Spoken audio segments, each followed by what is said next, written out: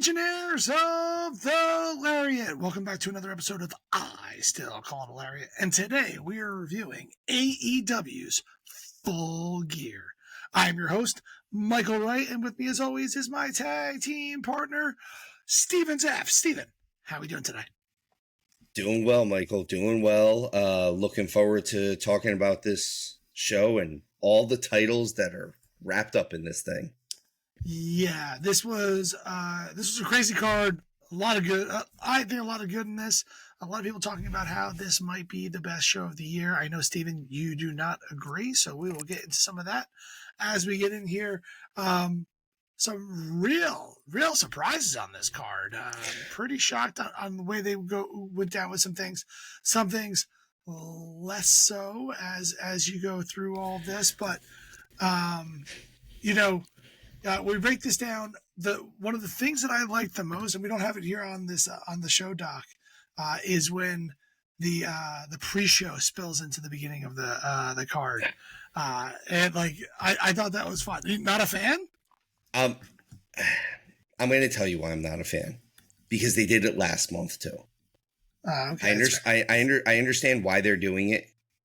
It's WWE did when they were still WWF back in like the mid 90s, and they had those in your house pay-per-views. They were doing a lot of pre-shows with those, and they would do them then too, so that they could get like last minute buys. Like that was the thought process behind it. And that's my worry, is that Tony Khan likes to do these things that like they're really good ideas for like every so often, but then he starts doing them all the time. Going over on his time on Dynamite, things like that. Like that's something that you do once every so often, and then like you don't do it again. Having your pre-show match, your pre-show main event, I guess, bleed over into your main show. That's cool. And if he doesn't do it again for like the next 2 months or 3 months until like Revolution, I'm cool with it.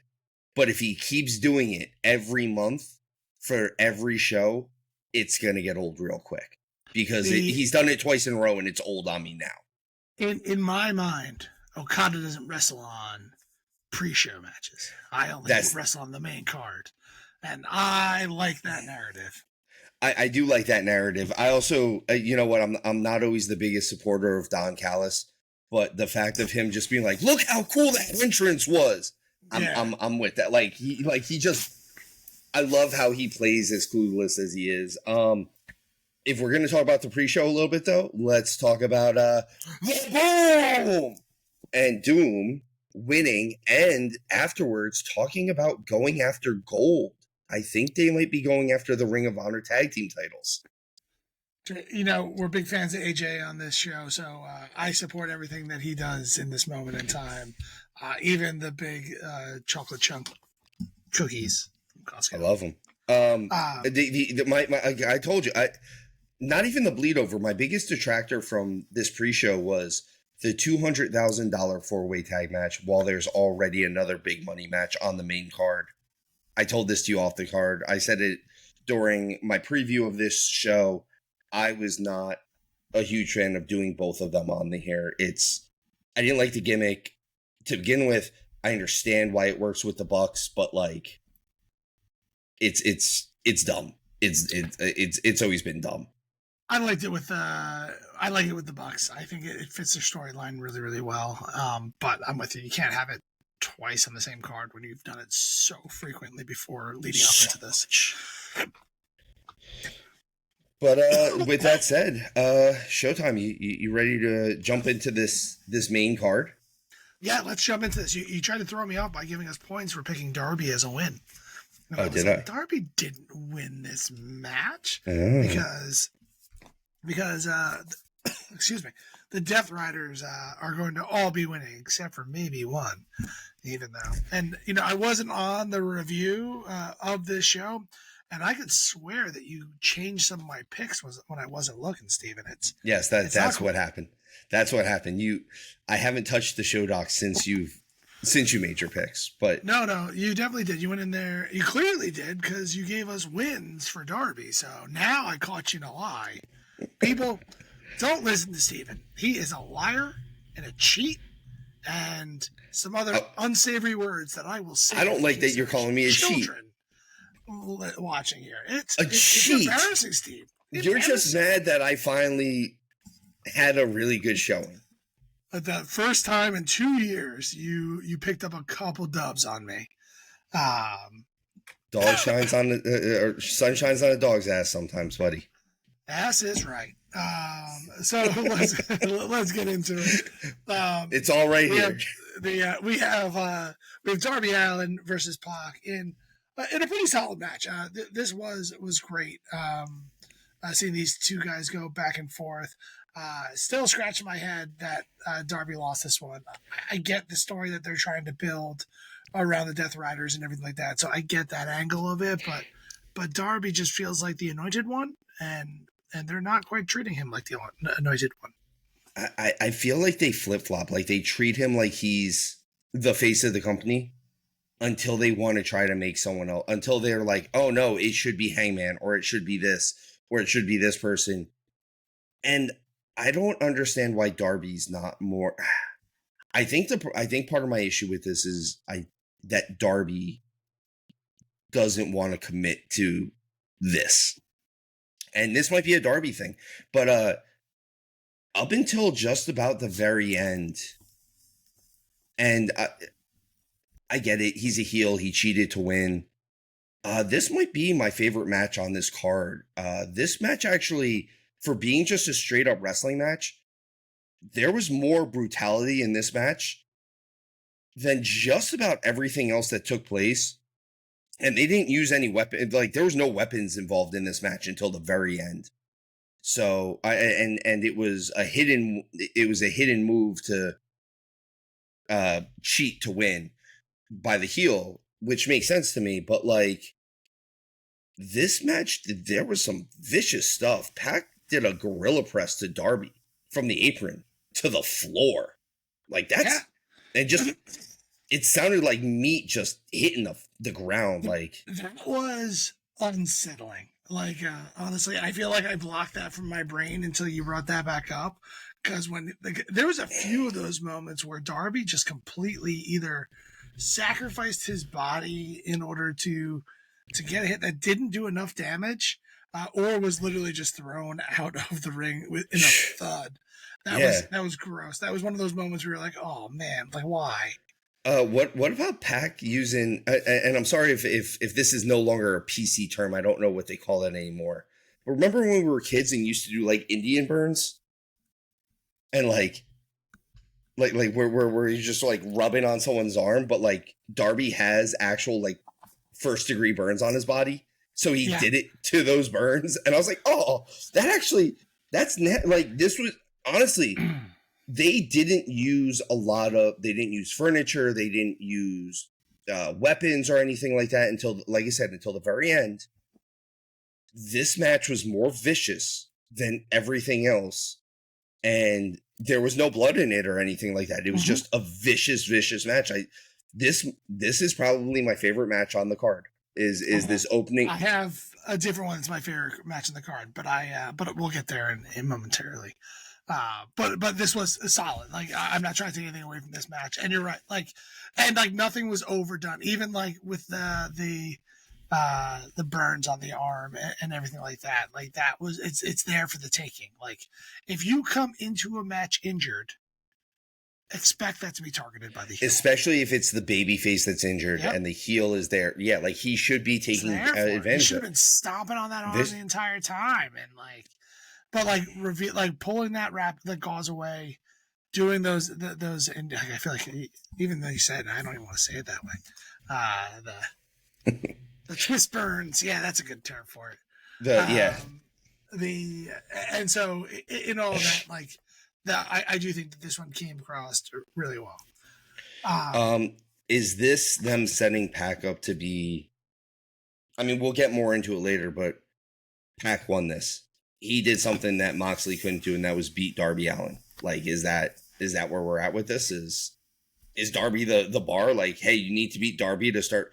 And is this going to be a real push for Pac at this point? Like, do we start seeing him really get sent a little further into the hopefully into the stratosphere, because we've been giving him our praises for what a year since he wrestled Okada.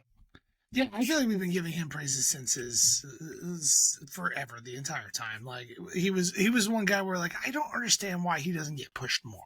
Well, I think the first time you had saw him was that Okada match though, and you were like, I came across being more of a Pac fan than an Okada fan. Yeah, well, I mean and that was over a year ago.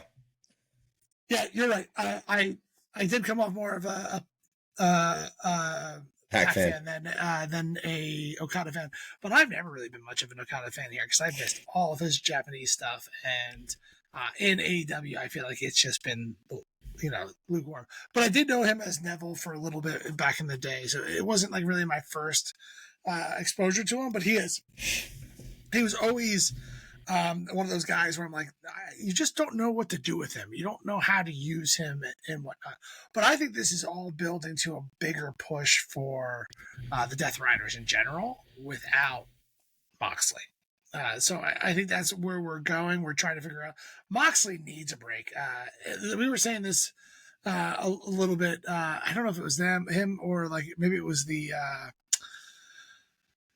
what's it called? Who was it? The Young Bucks that we were saying that we need to miss them. Like, yeah, I think it's time both to miss of them. Okada.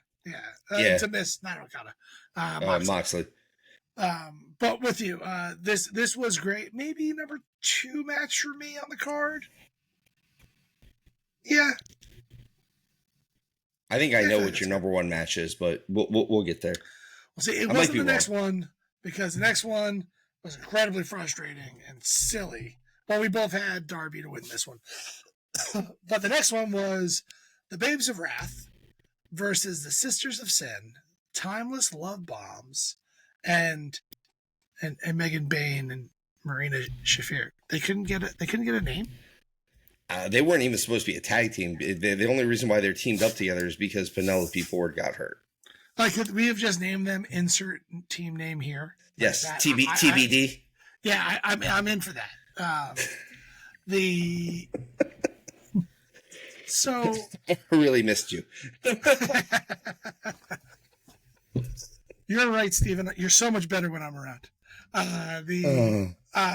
So like it's just I don't get Timeless winning this match. Now I'm all for them winning often. I didn't need them to lose this match, but if you are with this silly, what does this count as a mystical, scary theatric gimmick? Well, not that, but like you have this many tag teams in the I'm trying to think. Like, is this an 8-team tag match? Is that what you'd call this, or 4-team 8-person tag match? Too many people too many people, and I'm gonna go off on this match. This was a bad match. I don't say that about Tony Storm very often. This was not a good match. This match completely just did away with all wrestling basics. Showtime, you and I tag teamed for a while. Mm-hmm. We were each other's actual tag team partners. If you're hitting the ropes in the dead center of the ring, like the dead center of the rope, can I tag you? No, because I'd have to go 4 steps away from the turnbuckle post, right? You have to hold a little string. You either have listen, for any wrestling fans who don't know, the rule of thumb is if there is no tag rope that you can hold on to, and I get it because there's 4 teams involved in this, you cannot leave the distance that you can touch the turnbuckle. Also, general rule, you have to reach over the rope to make the tag. And you have to tag a hand. Now I'm getting nitpicky. You don't have to tag a hand. You're supposed to tag. It's supposed to be a hand. Nah, there's enough of blind. So you keep going, but the hand has gotten pushed to the wayside, but everything else I have said is still a rule. So everything about being in the corner, I'm with you. There's been plenty of times where you get that big tag on the back and people go in, and that's always fair game. So there were no less than 4 tags in this where someone was whipped off in the middle of the ropes, and you watch the girl run to the center of the ropes to tag herself in just to get the next spot because they didn't have good match placement. This was not a good. Again, guys, I'm sorry. I don't like bashing. Some of these people I very, very much like. I really like Harley and Willow. I really like Tony and Mina. Not just because they're baby faces. I actually like their work. Mm-hmm. Julia Hart, I think, is a better manager than she is a wrestler. And Sky Blue is at least committed to what she does. I think if somebody produced her a little bit better, it would be she'd have a lot better work. Megan Bain and Marina Shafir, they're TBD in my life as well. Megan Bain has potential. Marina Shafir. They're the ones that come down without entrance music. Yeah, they should have. But I like most of the people involved in this match in some way, shape, or form as a fan. And I'm telling you, this was a bad match. It was fundamentally bad. Don't tags your thing, Steven. Get off that one. But otherwise, I'm with you. And also the booking of this at the end. There's absolutely no reason why Timeless Love Bombs needed to get the stipulation. They're the face. They're the favorites to win the whole tournament. You give it to somebody else to make it believable that they were going to lose. And they just didn't do that. It really was a head scratcher. I don't even understand why we have this match if they're all just involved in the tournament. It should have. I'm just saying, they should have just been the tournament final. Either that, they could have done 2 tag matches and have the semifinals be here, and then have the finals on Dynamite. Just to kind of make that the main event of Dynamite for the new titles. Or just, again, this match didn't have to be on here at all, and they could have just went to World's End. They could have just finished off the tournament. There's no reason why the semifinals need to have a gimmick. Why do the semifinals of the women's tag team tournament and only one match in the semifinals only one, not both. Only one of them. The team that needs it the least gets it. Yeah. Whatever. I got this one right. This was the first one I got right over you. Ever. Not ever. Just today. You agree with it? I'm so mad about this match. You know what I'm not mad about? The next match. Go on to the next match, because I actually... You mean my favorite match of the night? Oh, is this what... You know what? That actually makes sense. I halfway thought it was going to be something later down on the card, but that's still a little bit too ultra-violence-y for you. No, this was my favorite match of the night. FTR proves again, once again, in my opinion, why I think they are the best tag team in the world. Period. Finished. Full stop. And Brodito, for a tag team that was just slapdash together, man, are these guys fun. They do really well. They work so well together. I do like Brochacho. I will say that this is the finish to this match. This is a kind of a regular finish that FTR puts together. And it's one of the few things that FTR does that I'm not always a fan of. And I've seen it with a lot of people. I'm never a fan. It's not just FTR. I'm never a fan when it happens. They hit Bandito. Sorry, I was going to say Brodito, but that's the whole team. They hit Bandito with 3 finishers, and then had him have this moment of defiance where he flips him off or whatever, does the gun symbol, whatever it was. And then they hit him with another finish.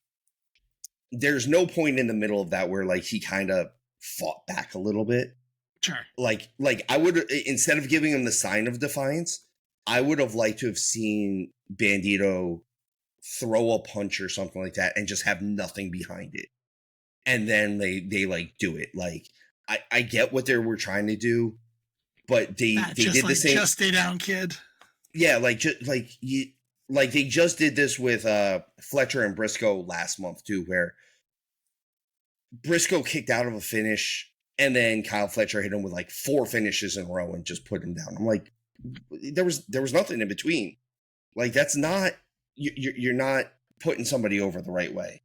Outside of that, this match was This was I was really happy to see this. This was a very good tag team match. It's great. I'm so happy FTR has the titles again. I think they deserve it. They should be the tag team champions. This is exactly like, of all the things I wanted to happen on this match, this was one of them. I'm not gonna lie. Part of what I wanted to see at the end of this too is, and I know it didn't happen, and I don't know if it's going to happen, is this is the perfect time to, if we are going to do it, and I don't know what the contract stipulation, I don't know what their contracts look like as far as when they end or whatnot. This is when we need to bring Edge and Christian back. FTR has the tag team titles now. Yeah. We need Edge and Christian, and we need them as like Edge and Christian. Fine, like, you can call him Adam Copeland. Yeah, like I don't want him in his turtleneck anymore. I want him coming out in his Christian, like his normal gear. Like I want him in his gear. I want the hoodie on. I want this. I want all of it. I want real Christian. Sunglasses that go over his head. I'll take it. I'll even take it if he does the old school, because he is Christian Cage again. If he does the old like C symbol that he used to do for TNA, because he used to do the cross with the C's, and I was like, I like that. That's cool. But this is a long-haired wig. If he came out with a long-haired wig, if both of them come out with long-haired wig, it'd be amazing. All you have to do is do the wig and like the ski cap that they used to wear. 100%.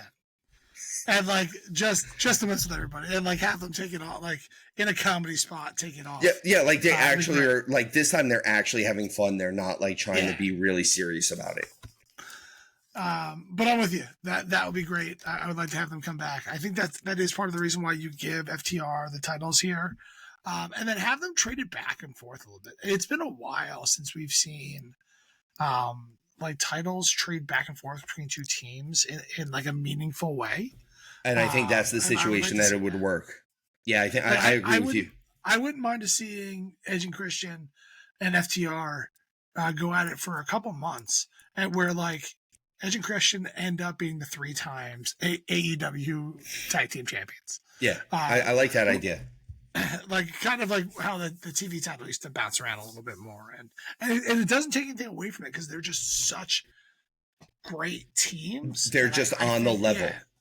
They're on so the level evenly matched, and like I think it goes a long way. And then you kind of give FTR the rub at the end of it, I think, because that's who deserves it. I agree. This match. This match was fantastic. I love FTR. I feel like every match of theirs, I'm a fan of it as I walk out of it. Here's another one that caught me off guard. It seems that you got this one right, Steven, because you changed my answer, maybe? No, I didn't pick Ricochet. You had the Casino Gauntlet for the new national title, because why not? But by the way, I said this in the preview. There is only one national championship. It's the NWA National Championship. It's held by Mike Mondo. I'm just going to put that. Formerly of the Spirit Squad. Now he's all jacked and massive. Yeah, he's crazy. It's great. He's barely recognizable. So this match started with Lashley and Shelton Benjamin.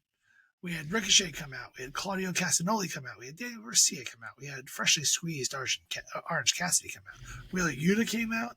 Kevin Knight came out. Roderick Strong came out. Mark Davis came out. Speedball Mike Bailey came out. We had Matt Menard come out. And so we had a pretty solid rundown. I was still convinced that Lashley would win this match when they took him out in the beginning, because I'm like, oh, okay, so take them out in the beginning. Though I was half hoping that they would finish this match before anybody else came out. But I'm waiting for that one gauntlet match that it's just 2 participants. I do want that. It is the one thing I like about this. Is the one thing I like about this Casino Gauntlet style is that like it's not whoever's left at the end. It's whoever just can make the first pinfall. I really like. We've talked about that. And they always make such a big deal about being first and second. Like, oh, it's such a big deal because then you get in there first. Because if you don't win it within the first couple of minutes, then being first and second is a deficiency. Yeah, I agree. Because you've been there the longest, like any other gauntlet match. I will say this: the actual reason why I didn't think it was going to be Lashley was because him and Shelton were number 1 and number 2, like because they were starting it. That's the only reason why I was like, there's no way. And even MVP said it in one of the promos leading into it. He's like, you got Lashley number 1, Shelton number 2. I feel bad for whoever's number 3. So like you knew they weren't gonna go hard. Although, if I were to get to see Lashley versus Shelton in an actual match, I would be very happy about that. Yeah. I think you'll get that before it's all said and done. I feel no need for this title. Why this title makes sense? To give it to Lashley while you wait for him to be world champion. That's the reason why I chose him to win this match. It was the only reason for this title to make existence make sense. Here's the thing. I think Ricochet is doing better work than he's done in a very long time. 100%. I'm going to give him his flowers there. Here's where I'm going to knock him off a pedestal a little bit though. Stop picking fights on the internet, especially with people that are better than you at this. Like, don't pick fights on the internet in a war of words with Jim Cornette. You are going to lose this.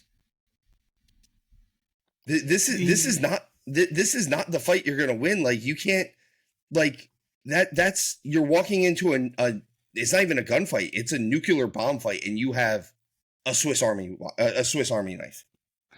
A Swiss Army watch. You have a watch, yeah. You don't even have the knife. Like, you've got like the watch that kind of has like the toothpick installed into it too. Like that's it. It's a pocket watch, and you don't have a vest with a pocket.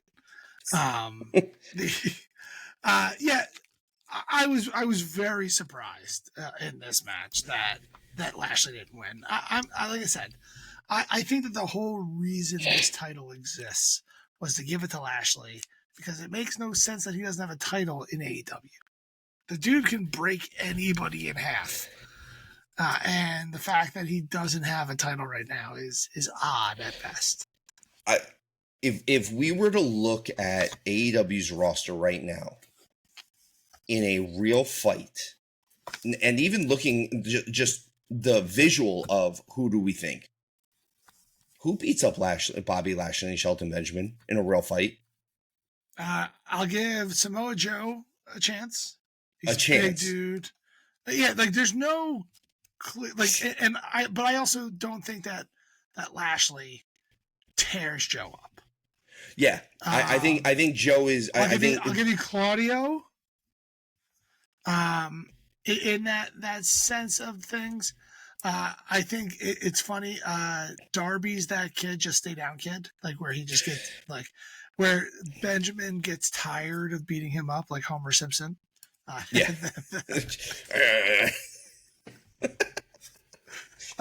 Just squeezing his neck like a shake weight. Yeah, well, no, it's when he's in that boxing match where he just has to get hit until people get tired and he knocks him over. And like that's because it just gets hit in his butt kicked.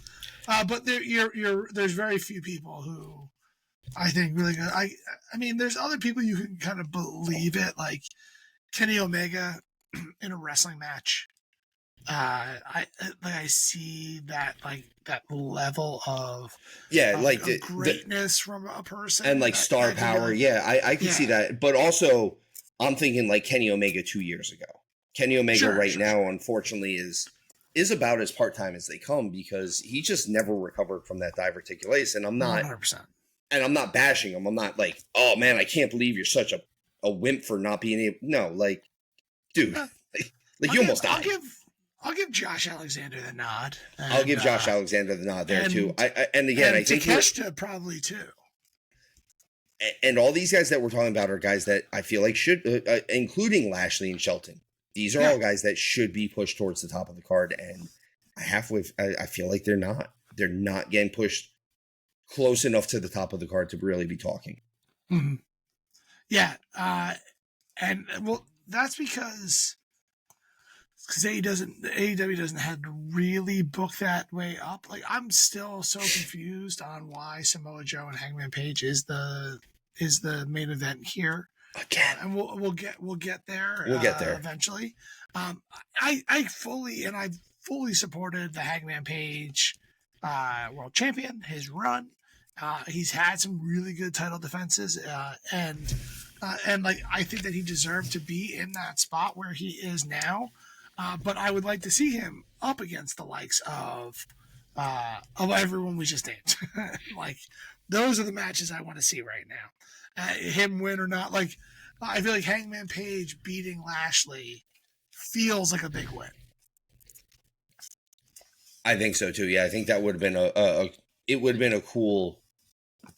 I think Hangman Page versus Lashley, and Hangman Page wins it, might turn a little bit of my opinion around about Hangman Page too, because I just don't want him to be the guy that's constantly better on the chase than he is as the champion, and that's just the way it feels every time.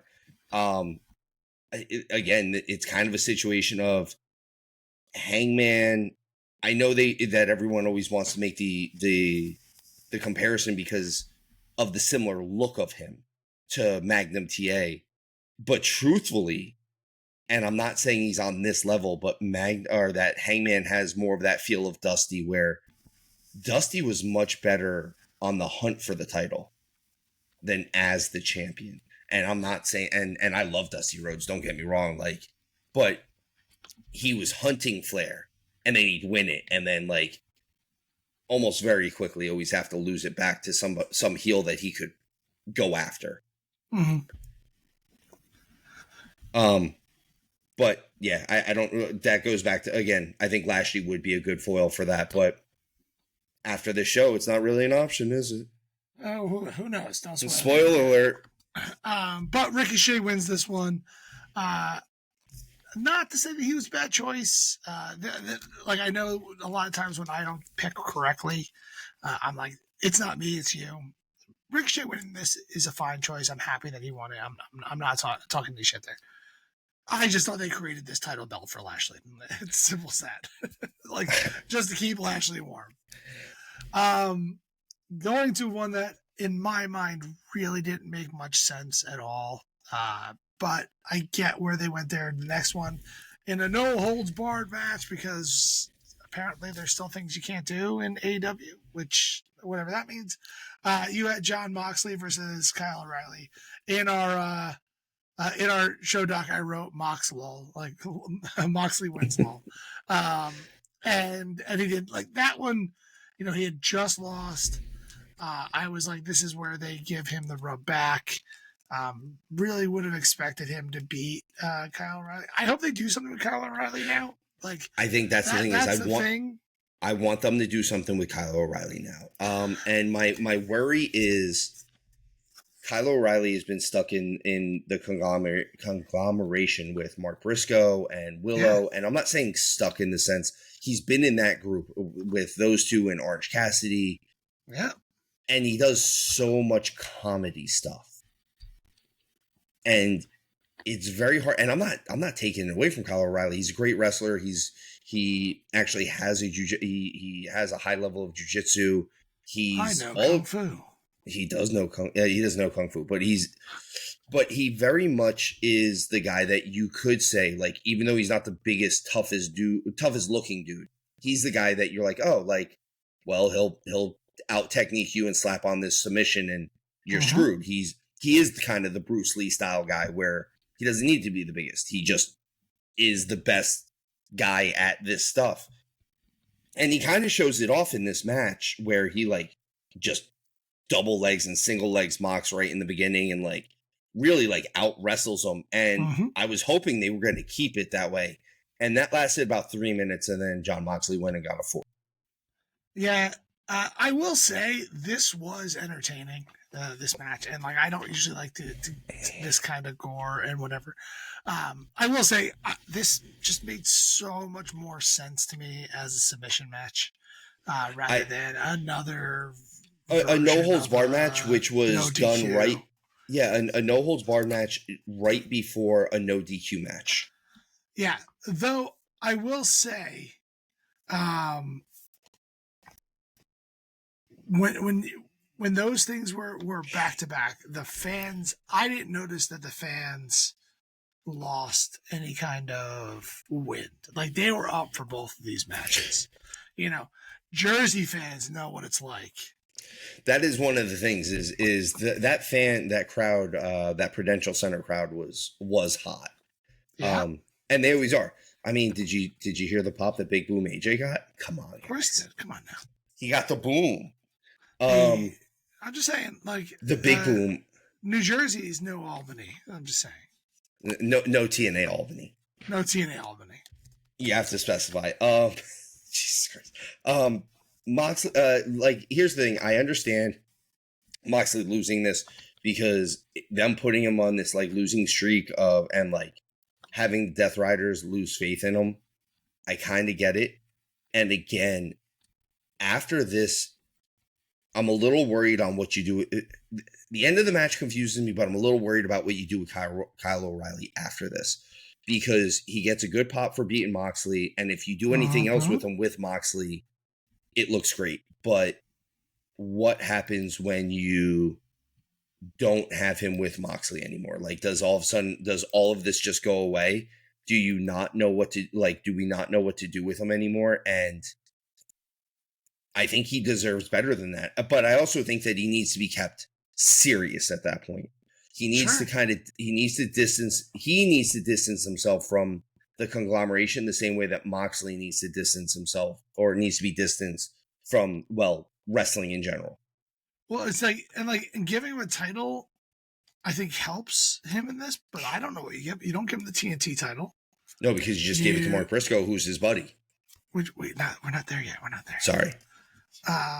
You don't give him the North American title. You don't. You mean the national title, because unless you're gonna flip flop that title all around. Yeah.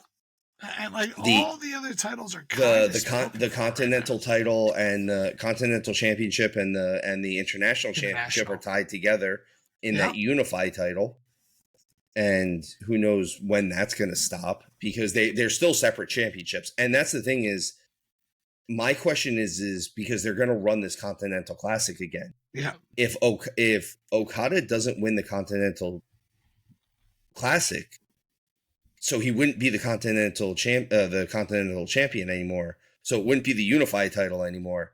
But wouldn't he still technically be the international title? I would assume so. Because technically, since they're unified, both of them have been getting defended. You can't use the non-defense rules on this one. Mm-hmm. So I don't know. Maybe the international title, if they can split those things up. Maybe, I don't know. Make him the Ring of Honor champion. Who knows? That seems to be where they throw things. AEW knows how to multiply their titles. He's going to win the women's tag team titles. Oh, good for him. He deserves it.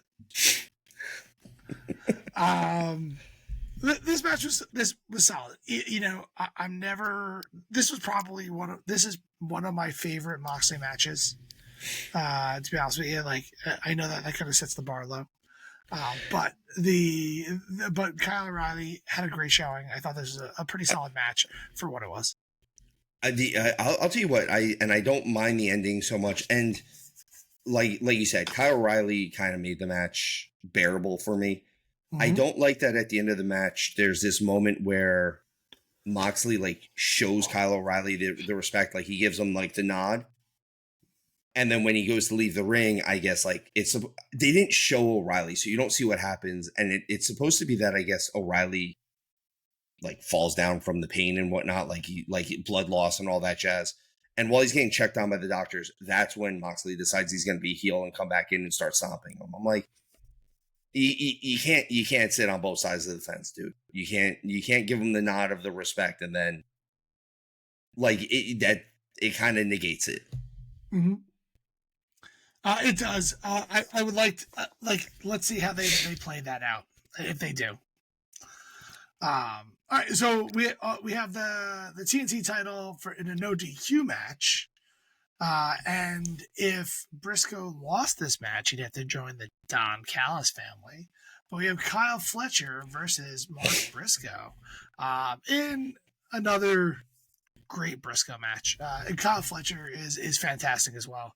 This is a really, really solid match. Is this one you thought was going to be my favorite? Did you say what it was? I did. I thought it was going to be this just because it was Fletcher and Briscoe. Yeah. And it was one of the top matches in the card by all means. I just was a really big fan of FTR and Bernito. The FTR Bernito, which also makes sense. It does make sense.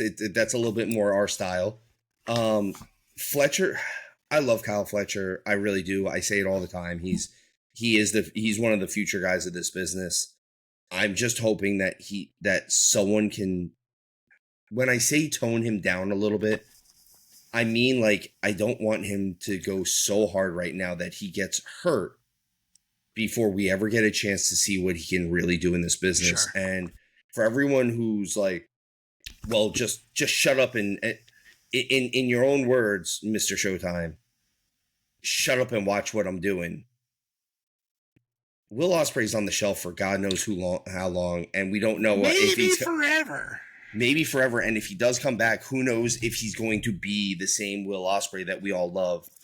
So I'm not saying that I didn't enjoy Will Ospreay, but if Fletcher keeps doing what he's doing, he's going to go down that path too.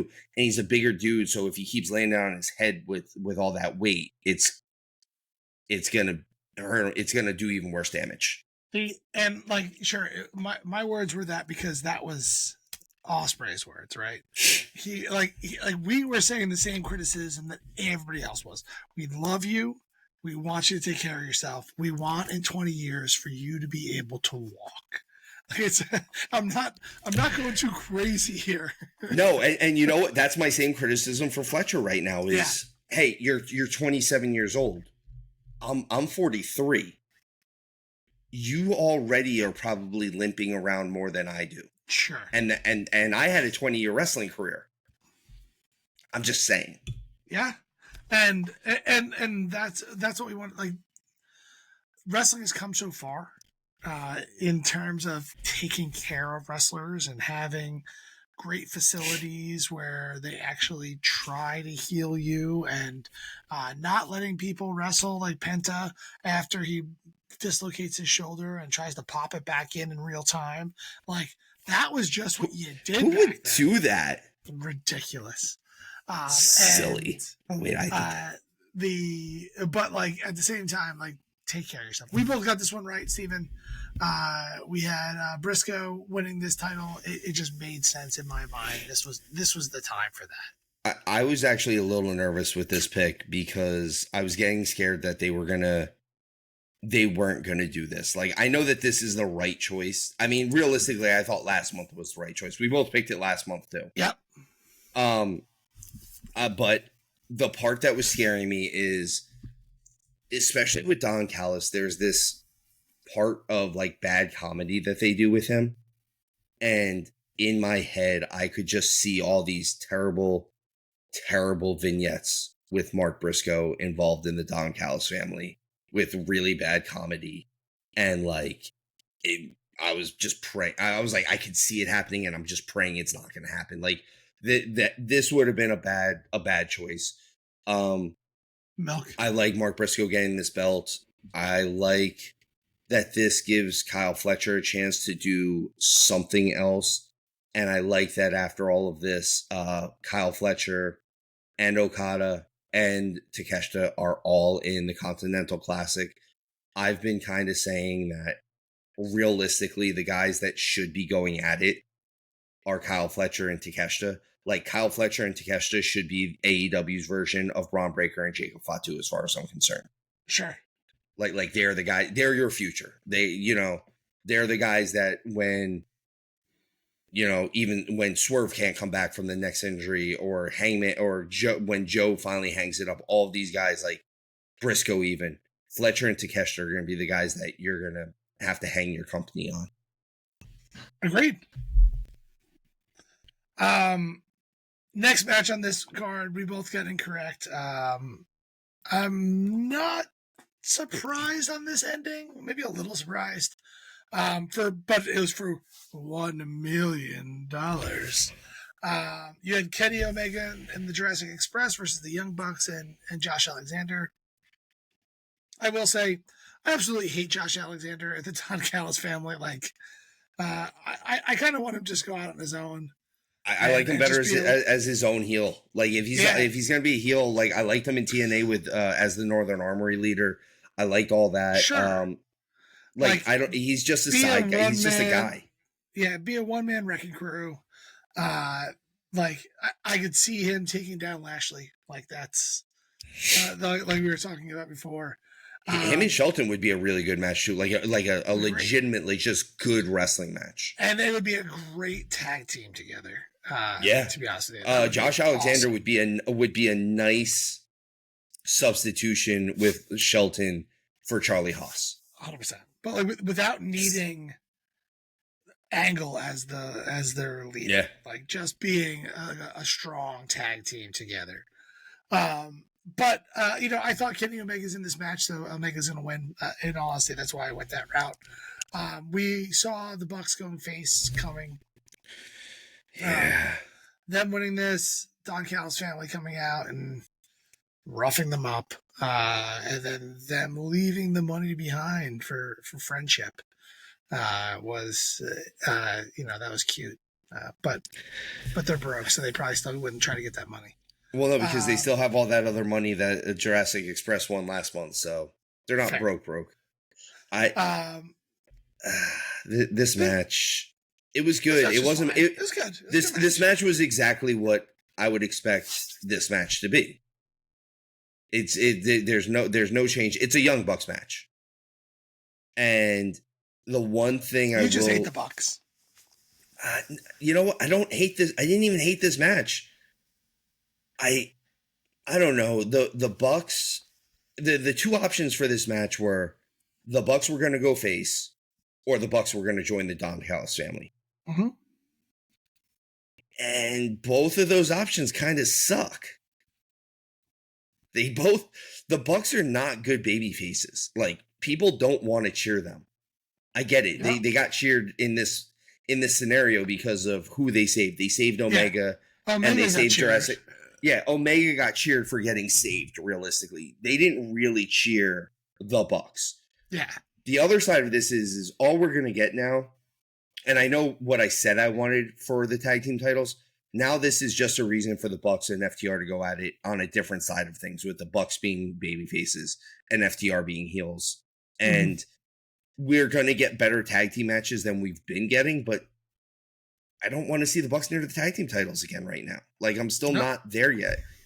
So, and again, this is the match where the money gimmick makes sense, but also, who keeps putting up this money? Like, I know how much money Tony Khan has. I get it. But realistically, who keeps putting up all this money? Because it's not like the opponents are saying, you know what, we really want this match, so we'll put up all this money to get it. I don't know where this money's coming from. And it's not even like Tony coming out there being like, well, they were loyal to me before, they weren't loyal, so I'm going to give them this opportunity. No reason. Here's all the money. Just here's all the money. In the last 3 months, he's put up like almost $2 million. I think. Worth it. Worth it. So okay, I'm gonna move on.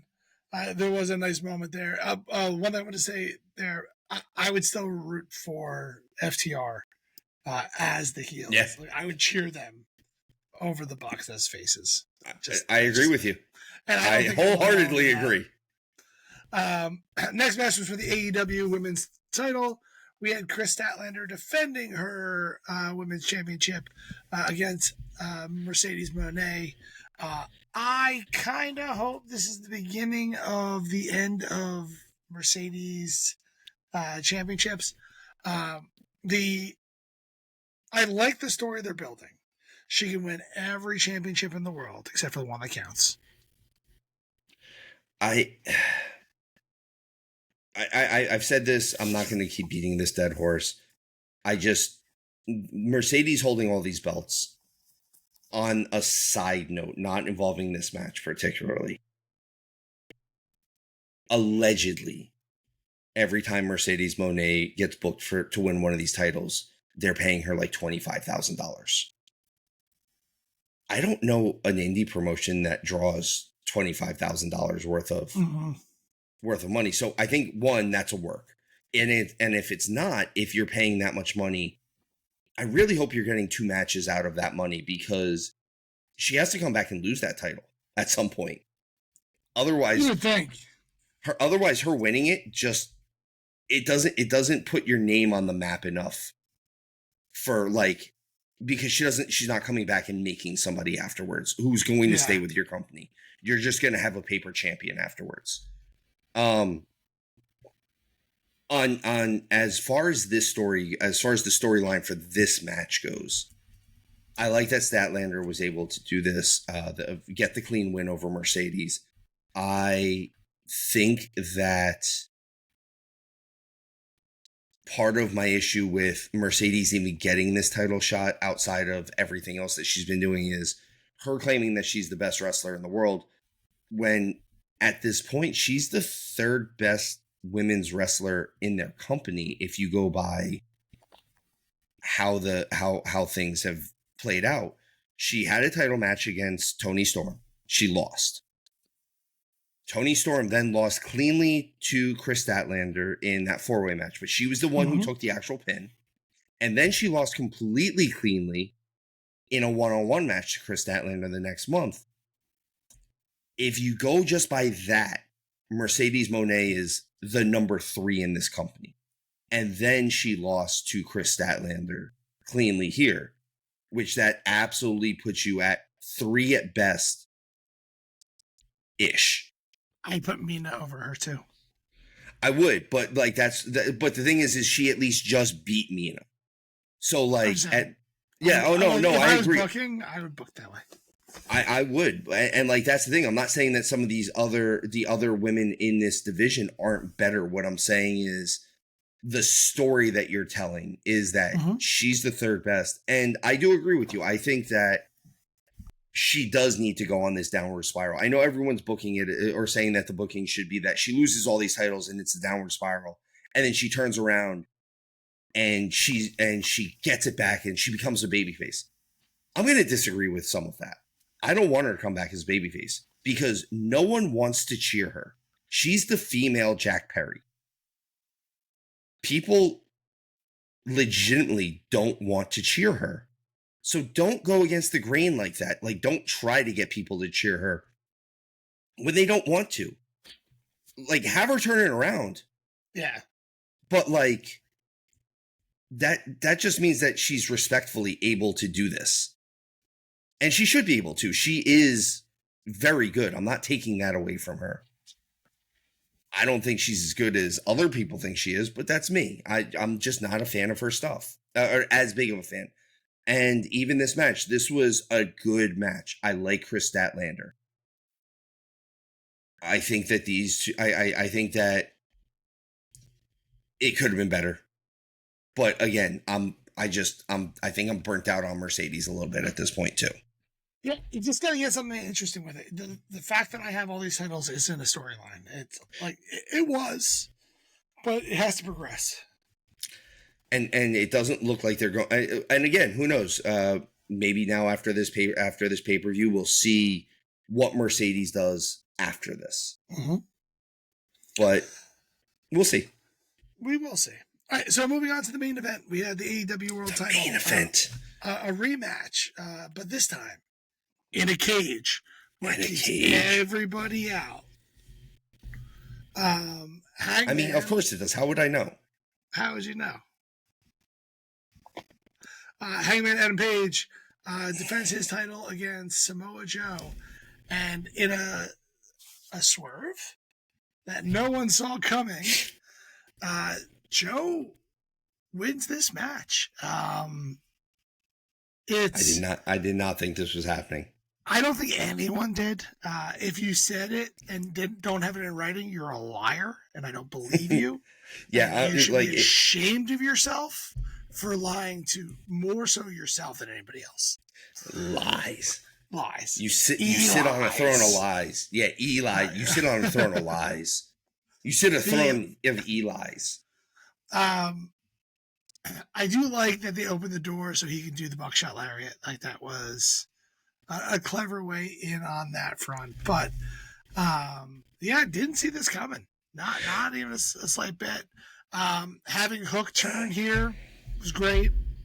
It was good to see him kind of get back on his old team, but now they're all heels all of a sudden.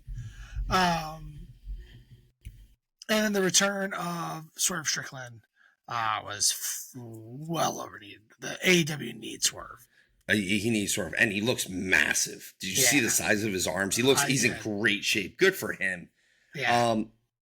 I didn't hate this match. I said in the preview that there was no point for this match. Mm-hmm. I still stand by that. There's still no point for this match. First of all, it's to give Joe the title. I mean, obviously, but like Hangman last month beat Joe flat and clean. Like there was no question about it. 3 buckshot lariats. I get it. He jumped him after the match. Does not matter at this point. He still beat him clean. And they were 2 guys who realistically, I caught some flack for saying this in the preview. Samoa Joe and Hangman Page, there was no reason to put a cage around them. First of all, this cage match happened 10 days after 2 multiple person cage matches on free television. I'm going to put that out there as business. Yeah, Second, they had a solid cage match, to be honest with you. I'm not saying it wasn't a solid cage match, but the whole reason for a cage match is to keep everyone out. Yes, and keep them in. Or keep them in. And as far as keeping them in, Joe and Paige weren't running from each other. Mm-hmm. And as far as keeping everyone out, Paige had already eliminated everyone that he thought was associated with the ops at that point. So there's no, like, it doesn't, and they weren't really, and he was kind of taking all of those guys out anyway, just on the norm. And then when you thought they were taken out, they were still there. They showed up. There they are. Fine. Surprise, we're fine. I don't know. It was a good match. I will say Samoa Joe bleeding. He was gushing. He was. They caught a spot on him, and I do think that this match, him winning this title, is Tony's way of getting him that one little last title push before he hangs it up. Yeah, I'm with you on that. We were joking earlier. I think that Tony Khan does listen to the show, so thanks for the support, Tony. Because like this is that storyline that I think that we were pitching for Cody versus AJ, where Cody felt indestructible. So having AJ beat him on the second match made a lot of sense. Otherwise, that match didn't make any sense. And I'm actually a little disappointed in myself I didn't think of that and like just threw Joe in as my winner here for that reason alone. But at the end of the day, Hangman never felt indestructible. And Joe going in here winning this, I don't think helps anybody. So great. Congratulations to Joe to have another title run as AEW champion. I assume it's going to be kind of on the shorter side, to be honest.